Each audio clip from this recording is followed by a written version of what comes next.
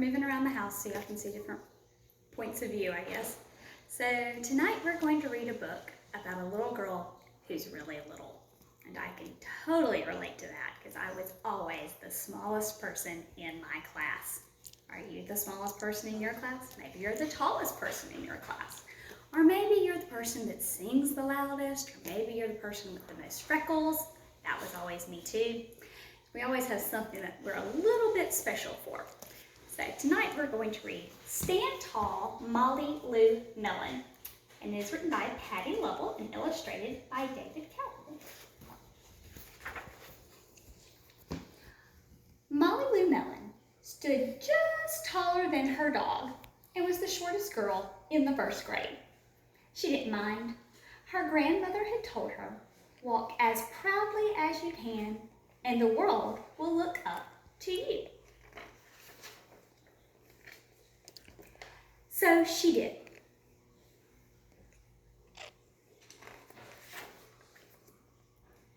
Molly Lou Melon had buck teeth that stuck out so far she could stack pennies on them. She didn't mind. Her grandma had told her, "Smile big and the world will smile right alongside you."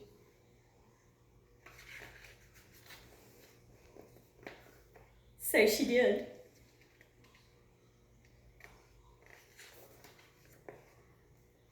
Molly Lou Melon had a voice that sounded like a bullfrog being squeezed by a boa constrictor. She didn't mind. Her grandma had told her, "Sing out clear and strong, and the world will cry tears of joy." So she did.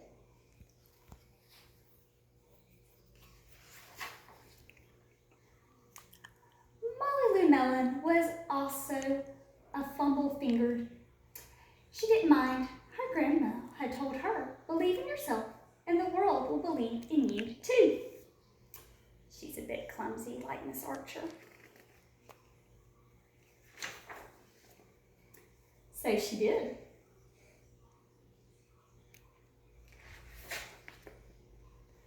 Molly Lou Melon moved to a new town.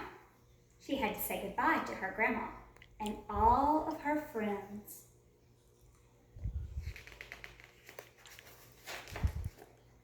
And start in a new school.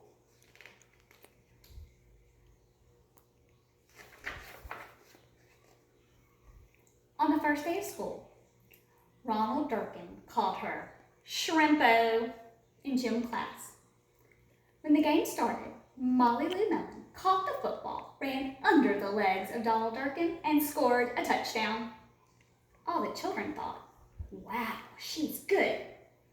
And Ronald Durkin felt very foolish.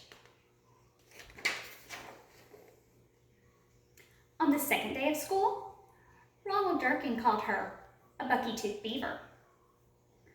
Molly Lou Melon took out her pennies, stacked 10 high on her teeth, and smiled as big as day. All the children smiled with glee, and Ronald Durkin felt very foolish.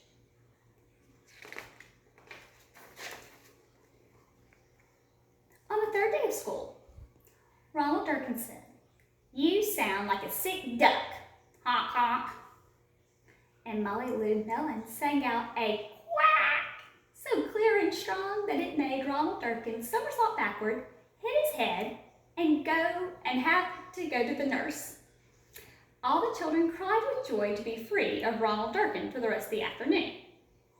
And Ronald Durkin felt very foolish. On the fourth day of school, Ronald Durkin said that she'd made the snowflake all wrong. But Molly Lou opened it up, and her paper was the most beautiful snowflake of all. All the children oohed and ahed, even Ronald. On the fifth day of school, Ronald Durkin brought Molly Lou Melon a stacking penny for her tooth and smiled at her. That night, Molly Lou Melon took out a pencil and paper and wrote to her grandma, "Dear Grandma, I wanted to tell you that everything you told me was exactly right. Love, Molly Lou Melon. Grandma's kind of tiny too. I have a tiny grandma. It's kind of like probably why Molly Lou Melon's grandmother knew what it was like, right? As tiny people have to stick together sometimes. And it's good to have your grandmother around to kind of tell you about life, isn't it? We love our grandmas. I hope you love your grandma and that you can give her a big hug too.